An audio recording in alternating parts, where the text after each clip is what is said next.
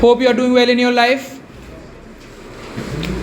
General entry part 2, general entry part 2 पढ़ने वाले हम लोग, क्लास 11th। अभी तक हम लोगों ने पिछली क्लास में जनरल एंट्री में हम लोगों ने सिंपल एंट्री, कंपाउंड एंट्री के बारे में पढ़ लिया पिछली क्लास में पार्ट 1 में, और फिर हमने पढ़ा बैंकिंग की कितनी तरीके की एंट्रीज होती हैं और डिस्काउंट की एंट्रीज के बारे में हमने पढ़ लिया।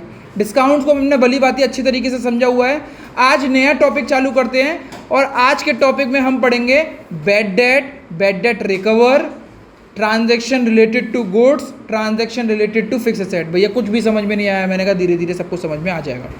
Write down bad debt and bad debt recover.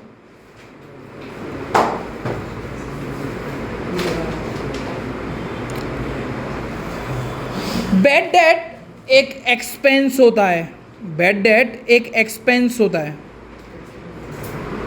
ये वो पैसा होता है जो किसी डेटर ने हमसे लिया था, किसी इंसान को हमने उधार दिया था पैसा या सामान, उसको पैसा लौटाना था बट टाइम पर नहीं लौटाया और फिर हमने उसको पैसे को मान लिया कि वो मेरा पैसा मरा हुआ है, मतलब वो पैसा कभी नहीं आएगा। तो वो उस पैसे को फिर मैं राइट ऑफ करता हूँ। राइट ऑफ को मतलब मैं उस पैसे को हटाता हूँ और उसको खर्चे के रूप में लेके जाता हूँ। ध्यान रखिएगा, अकाउंट्स के रूल्स में, गोल्डन रूल्स में सारे के सारे एक्सपेंस डेबिट होते हैं, सारे के सारे एक्सपेंस डेबिट होते हैं। तो बैड डेट का जो जनरल एंट्री होती है वो बहुत इजी होती है कि बैड डेट एक एक्सपेंस है, एक्सपेंस है तो डेबिट है, तो हम लिखेंगे bad debt account debit, bad debt account debit.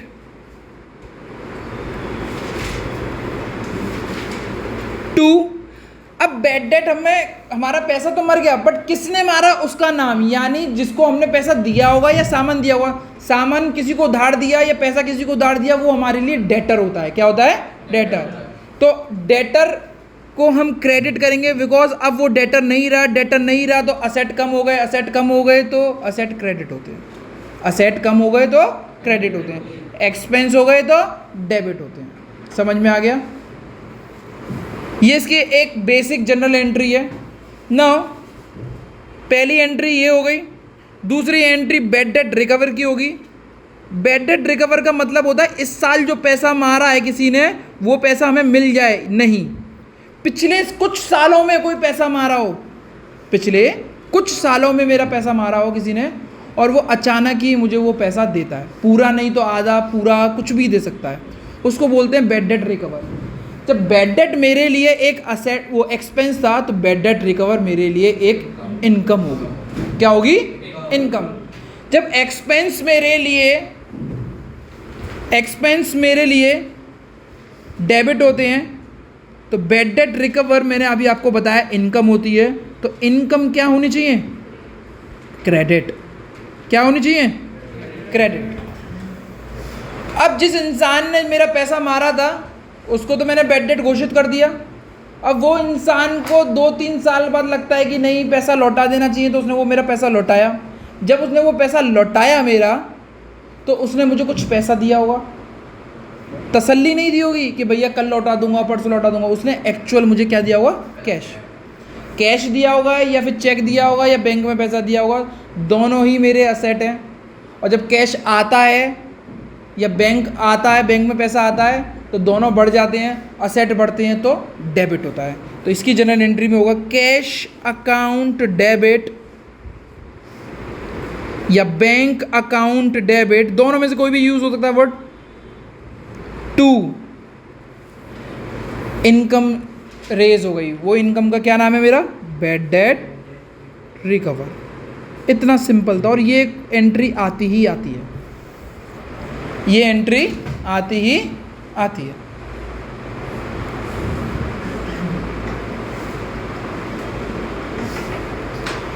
तीसरी एंट्री इतनी मिक्स बोलते हैं इसको कि किसी इंसान को मैंने उधार पैसा दिया था, उसने कुछ ही पैसा लौटाया, ज़्यादा पैसा नहीं लौटाया हुआ, तो पार्शियल रिसीव्ड बोलते हैं इसको। क्या बोलते हैं? Partial received.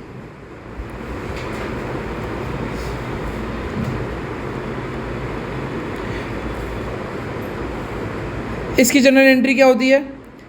जो पैसा मिला उसको कैश अकाउंट डेबिट, क्योंकि कैश मिला है, कैश असेट है, असेट डेबिट होते हैं, असेट बढ़ते हैं तो डेबिट होते हैं। कैश में देगा पैसा या बैंक में देगा पैसा? डेबिट। टू जिस इंसान ने मुझे पैसा दिया है उसका नाम, टू डेटर, डेटर ने मुझे पैसा दिया होगा। और जो पैसा उसने मार लिया उसको मैं क्या बोलूंगा? Bad debt. बैड डेट एक एक्सपेंस होता है, एक्सपेंस हमारे डेबिट होते हैं। कितने बच्चे यहाँ पे हैं जो मुझे ये बता सकते हैं, ये मैंने कल ही पढ़ाया था, इस एंट्री को क्या बोलते हैं? Compound entry. क्या बोलते हैं? Compound entry. अब जो मैंने आपको तीनों चीज़ें पढ़ाई हैं उसी के ऊपर एक क्वेश्चन देते हैं और फिर ख़त्म करते हैं, ठीक है?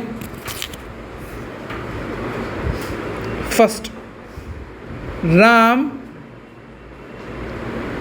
ओड, ओड का मतलब कर्जा, राम के ऊपर मेरा कर्जा था, ₹20,000 बिकम इंसॉल्वेंट। बिकम इंसॉल्वेंट का मतलब होता है कि अब उसके पास पैसा नहीं है। इंसॉल्वेंट, बैंकरप्ट, ये सारे वर्ड यूज होते हैं कि वो पैसा अब देगा नहीं। दूसरी entry,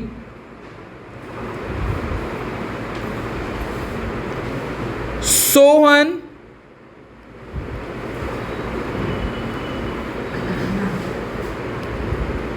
who was considered insolvent in previous years, कौन सी ईयर में? Previous year, has paid ₹40,000।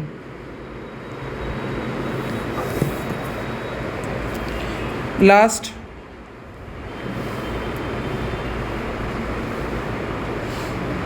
Shyam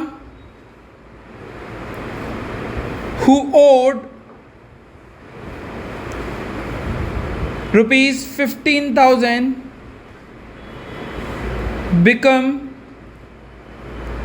insolvent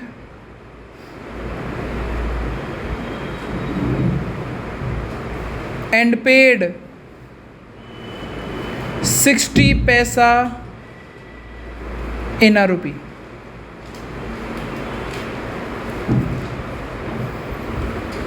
ये तीनों एंट्रियों को आप कर लेंगे तो इससे कहीं दूर नहीं आएगा क्वेश्चन, और तीनों से ही आपका ये वाला टॉपिक पूरा का पूरा कवर हो जाएगा, bad debt recover and bad debt वाला।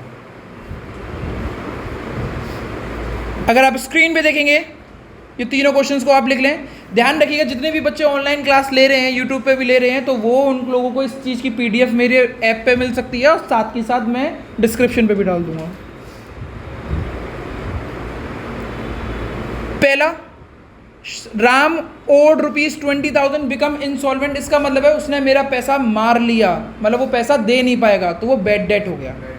अब बैड डेट मेरे लिए एक एक्सपेंस है, तो bad debt, very good, bad date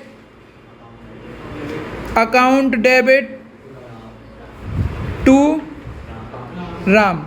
Ram क्यों आया? राम मेरा डेटर था, इस पे मेरा पैसा था, लिखा हुआ है हु ओड। ओड मतलब हमने किसी को कर्जा दिया हुआ है, हमने कर्जा नहीं लिया हुआ, हमने किसी को कर्जा दिया हुआ है। वो पैसा उसने मार लिया, कितने रुपए मार लिया? 20,000।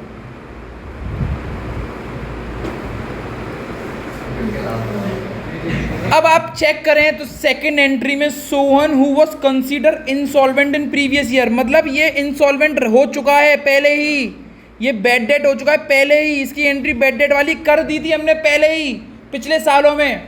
अब उसका ईमान जाग गया और उसने हमारे को 40,000 रुपये दे दिए, तो ये बैड डेट नहीं है, ये बैड डेट रिकवर है। तो इसकी जनरल एंट्री क्या होगी? Cash account debit to, cash account debit to bad debt recover.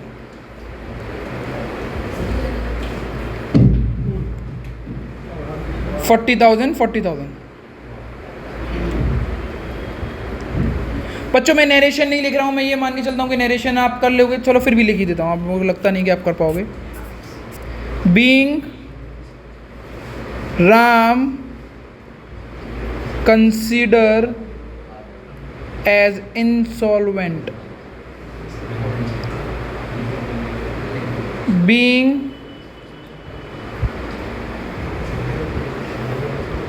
cash received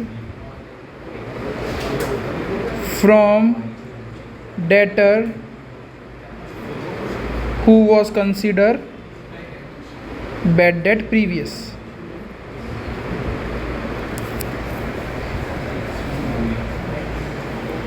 तीसरी entry, Shyam who owed ₹15,000 become insolvent. इसी साल का पैसा है, पिछले सालों का पैसा नहीं है, मतलब पिछले साल पैसा नहीं मारा, इसी साल पैसा मारा है। और उसने बोला कि भैया मेरे पास पैसा नहीं है, मेरे पास 15,000 रुपये थे आपके, अब मैं पैसा नहीं दे सकता हूँ। कोर्ट में जाके वो बैंकरप्सी करके आया हुआ, इंसॉल्वेंसी करके आया हुआ। कोर्ट ने आदेश दिए कि भैया इसकी जायदाद को कुर्की करी जाए, जायदाद को पूरा हटाया जाए और बेचा जाए, जो भी पैसा मिले उसके हिसाब से लोगों को पैसा बांटा जाए। तो वो पैसा किस तरीके से बांटा कि जहाँ किसी पे भी 1 रुपया था उसका, वो उसको केवल 60 पैसे देगा, यानी 1 रुपये में वो कितने पैसे देगा? 60 पैसे। जब भी ऐसा वर्ड हो 60 पैसा इन अ रुपी, 40 पैसा इन अ रुपी, 30 पैसा इन अ रुपी, 25 पैसा इन अ रुपी, तो 60 पैसा इन अ रुपी का मतलब होता है 60%। जस्ट इसका क्या मतलब होता है? 60%। तो यानी 15,000 रुपये थे, उसने केवल 60% दिए, 9,000,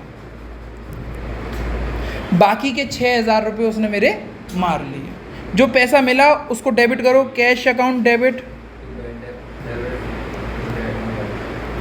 टू श्याम। श्याम के पास कितने रुपए थे मेरे? 15,000। कितने रुपए दिए उसने मुझे? बाकी के 6,000 रुपये देगा या नहीं देगा? नहीं देगा, बिल्कुल नहीं देगा, तो वो bad debt.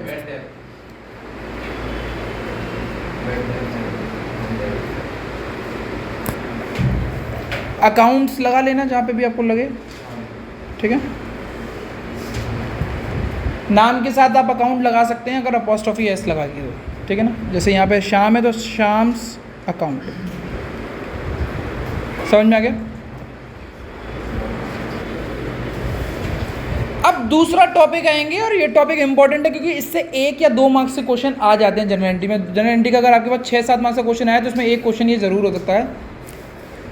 Entries related to goods. Entry related to goods, entries related to goods, related to goods. आप जब गुड्स खरीदते हो, गुड्स का मतलब यहाँ पे होता है जो गुड्स आप खरीदते हो, बेचते हो, खरीदते हो, बेचते हो, जिसमें आप बिजनेस करते हो, ठीक है ना। जब आप गुड्स परचेज करते हो, जिस प्राइस पे करते हो उसको कॉस्ट प्राइस बोलते हैं। और जब आप गुड्स को परचेज करते हो तो जनरल एंट्री में गुड परचेज की एंट्री ना यूज करके केवल परचेज शब्द यूज हो रहा था। परचेज एक एक्सपेंस है तो हमेशा डेबिट होता है, मोस्टली डेबिट होता है। बट अब यहाँ पे क्या होगा, यहाँ पे हम आपको बताएंगे। गुड्स आप जब सोल्ड करते हो तो सेल प्राइस पे करते हो और ये आपकी इनकम होती है, ये आपकी इनकम होती है। जब गुड्स सोल्ड करते हो तो उसको सेल बोला जाता है। ये आपकी एक्सपेंस है, ये आपकी इनकम है। मैं एक छोटा सा एक एग्जांपल ले रहा हूं। आपने गुड्स खरीदे 100 रुपये के, सोल्ड कर दिए आपने 200 रुपये के। बस मैं नॉर्मली पूछना चाह रहा हूँ अपने आप को क्या कहते हैं, नॉर्मल तरीके से समझाने के लिए कि अगर आपके घर का कोई बहुत इम्पोर्टेंट खास इंसान आपसे वो गुड्स ले जाता है और वो बोलता है कि भैया पैसे देने हैं, आप मना करते हो पैसे नहीं लेने, फिर भी वो जिद करता है, तो आप उससे कितने रुपए लोगे? 200 या 100? 200 या 100। तो यानी आपका एक तरीके से नुकसान जो हो रहा है वो सेल प्राइस का हो रहा है। आप इतना तो चाहोगे कि एटलीस्ट कॉस्ट तो निकल ही आए। तो अब मैं ये पूछ रहा हूँ कि अगर घर में मतलब गोडाउन में आग लग जाती है और उसमें आपका गुड्स जल जाते हैं तो आप कितने का लॉस मानोगे? सेल वाला लॉस मानोगे या कॉस्ट वाला लॉस मानोगे? कॉस्ट वाला, ठीक है ना, कॉस्ट वाला लॉस मानेंगे। कॉस्ट प्राइस के लिए हमेशा वर्ड परचेज यूज होगा। भैया नहीं आया समझ में, मैंने कहा कोई बात नहीं, अब थोड़ा सा समझते हैं। यहाँ पे आगे, यहाँ पे गुड्स लिखेंगे। गुड्स आपने बेचे नहीं है, आपने उन गुड्स को तरह अलग अलग चीज़ें करी हैं। जैसे कि पहली ड्राइंग करी, ड्राइंग मतलब गुड्स अपने लिए ही ले गए, ठीक है। दूसरा, आपने गुड्स चैरिटी में कर दिए, दान दे दिए, मंदिर वंदिर में दे दिए, ठीक है। तीसरा,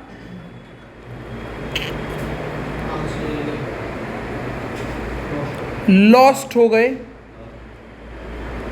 इन ट्रांजिट, मतलब ले जाते समय, या फिर लॉस बाय फायर, चोरी हो जाना, लॉस बाय थेफ्ट, ये सारी चीज़ें हो गई।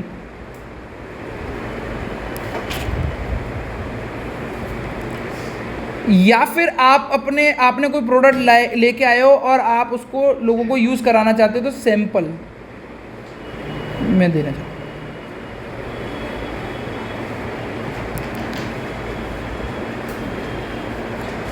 सैंपल में देना चाहोगे।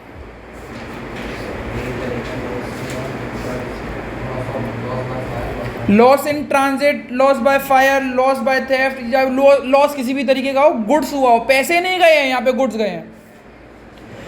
आपकी चैरिटी एक एक्सपेंस है, लॉस एक एक्सपेंस है, सैंपल एक एक्सपेंस है ये, और ड्राइंग आपकी कैपिटल को कम कर देती है एक तरीके से। तो ये भी क्या कहते हैं, सब तीनों चारों चीज़ें जो हैं वो ये डेबिट होंगी। ड्राइंग आपकी कैपिटल कम करती है, कैपिटल लाइबिलिटी होती है, लाइबिलिटी कम हो जाती है तो डेबिट होती है। तो ड्राइंग अकाउंट डेबिट। चैरिटी एक एक्सपेंस है तो चैरिटी अकाउंट डेबिट। ये ऊपर वाले सब लॉस हैं, लॉस आपको नॉमिनल अकाउंट मिलता है, all losses should be debit. तो लॉस बाय, मैं एक किसी का भी नाम लिख दे रहा हूँ, आप कोई भी यूज़ कर सकते हैं। Fire account debit, sample account debit. Sample की जगह पे आप चैरिटी एडवर्टीजमेंट भी लिख सकते हैं, सैंपल की जगह पे आप एडवर्टीजमेंट भी लिख सकते हैं। 2, अब आपका जो नुकसान हुआ है या जो आपके पास से सामान गया है, आप उसको सेल प्राइस पे ना जान के परचेज प्राइस पे मानेंगे, कॉस्ट प्राइस पे। और कॉस्ट प्राइस पे जो वर्ड यूज़ होता है वो परचेज होगा हमेशा। To purchase, to purchase, to purchase, to purchase.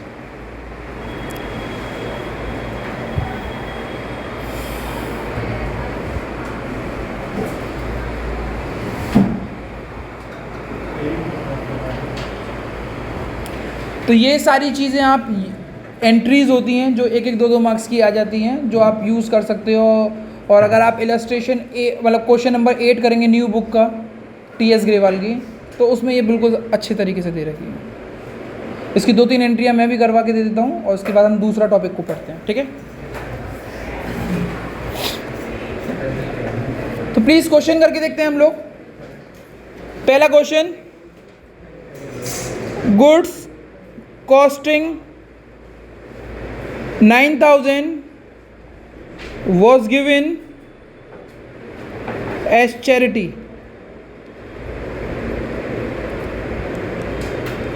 Goods costing 5,000 was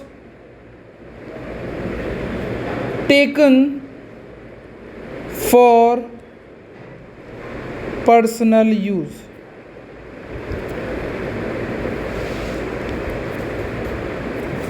Goods destroy in fire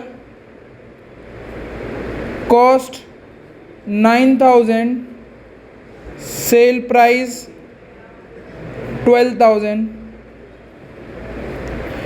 अब आप इन तीनों की जनरल एंट्री करें, थोड़ा सा समय लें, पॉज करें वीडियो को और करने की कोशिश करें।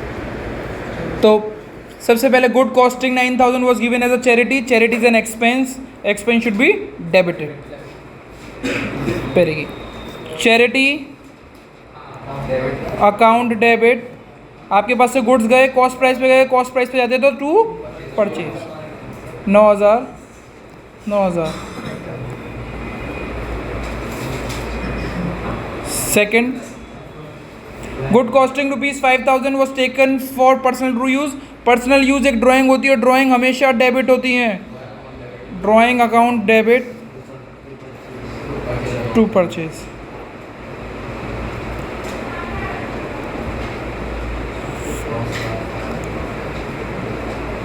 Goods destroy in fire cost 9,000, sale price 12,000। Sale price का कोई यूज़ नहीं है, जस्ट आपको दिखाने के लिए।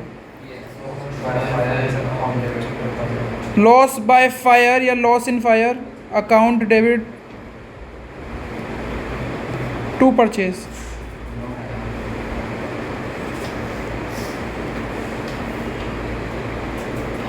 नौ हज़ार।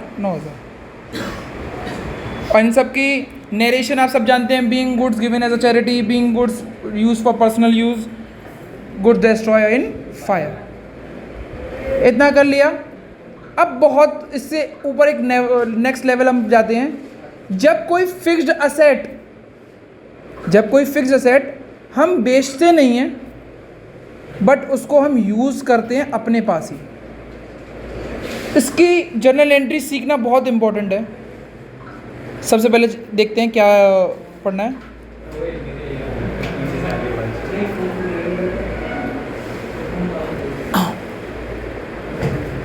Furniture of ₹20,000, furniture of ₹20,000 was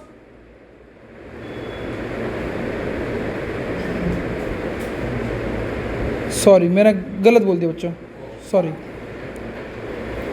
जब हम गुड्स बेचते नहीं है, मैंने पूरी लाइन ही गलत बोली थी। जब हम गुड्स बेचते नहीं है, उन गुड्स को अपने पास यूज कर लेते हैं, तब उनकी जनरल एंट्री क्या होती है वो मैं बता रहा हूँ। बेटा अगर हम गुड्स मेरे सपोज करो मेरे फर्नीचर का काम है, तो मेरे यहाँ लकड़ियाँ वकड़ियाँ होंगी, मैं फर्नीचर खरीदता हूँ बेचता हूँ, तो फर्नीचर मेरी एक नॉर्मल गुड्स है। फर्नीचर को खरीदूंगा तो परचेज यूज़ करूँगा, और फर्नीचर को सोल्ड करूँगा तो सेल शब्द इस पर। बट अब मैं उसको बेचने की जगह पे वो फर्नीचर मैं अपने पास ही यूज़ कर रहा हूँ, क्योंकि ग्राहक आएंगे तो उनको बैठाने के लिए मैंने वो फर्नीचर दूसरी की दुकान से थोड़ी लाऊंगा, मैं अपनी दुकान से ही यूज़ करूँगा। तो इसकी जनरल एंट्री क्या होती है मैं वो बता रहा हूँ। Goods of ₹50,000 used in office for furniture। मतलब आप जो गुड्स खरीदते बेचते हो वो 50,000 के थे कॉस्ट की, उसको आपने ऑफिस में फर्नीचर के रूप में लगा दिया। अब फर्नीचर के रूप में लगाया तो फर्नीचर बढ़ गया आपका। फर्नीचर असेट होता है, असेट बढ़ते हैं तो डेबिट होते हैं, तो इसकी जनरल एंट्री होगी फर्नीचर अकाउंट डेबिट। और आपके पास से गुड्स चले गए, कॉस्ट प्राइस से जाएंगे या सेल प्राइस से जाएंगे? कॉस्ट प्राइस से। तो कॉस्ट प्राइस को हम क्या बोलेंगे? टू। तो इसकी जेनरिक वाली क्या कहते हैं जनरल एंट्री बनेगी, जब भी आप गुड्स को आप फिक्स्ड असेट में कन्वर्ट कर देते हो, fixed asset account debit to purchase.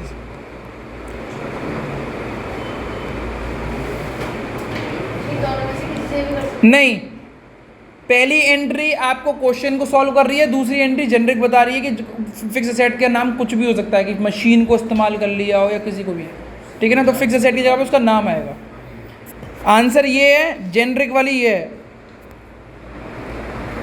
Paracetamol is a generic name for the medicine for the fever, but आप उसको जब दुकान पे जाते हो तो कैलपॉल, डोलो या फिर क्रोसिन के नाम से जानते हो, ठीक है ना। तो वही चीज़ है।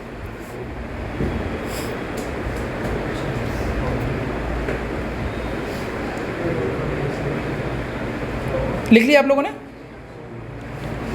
हेडिंग डाले डेप्रिसिएशन।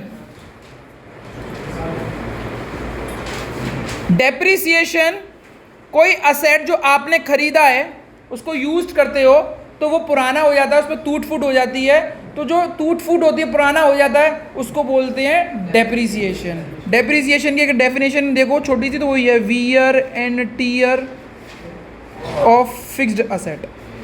अब मैं आपसे ये चीज़ जानना चाहता हूँ, डेप्रीसिएशन आपके लिए इनकम है या एक्सपेंस है? ये एक एक्सपेंस है, एक्सपेंस डेबिट करते हैं। तो डेप्रीसिएशन अकाउंट डेबिट, अब ये आपके फिक्स असेट को कम कर देते हैं। फिक्स असेट की वैल्यू 1 लाख थी, अब 80,000 होगी, 20,000 कम होगी, तो फिक्स असेट 20,000 से कम हो गए ना। यानी आपकी फिक्स असेट की वैल्यू को कम करते हैं। फिक्स असेट कम होते हैं तो असेट कम हो गए, असेट कम हो गए तो वो क्रेडिट होते हैं, असेट कम होते हैं तो वो क्रेडिट होते हैं टू फिक्स्ड असेट।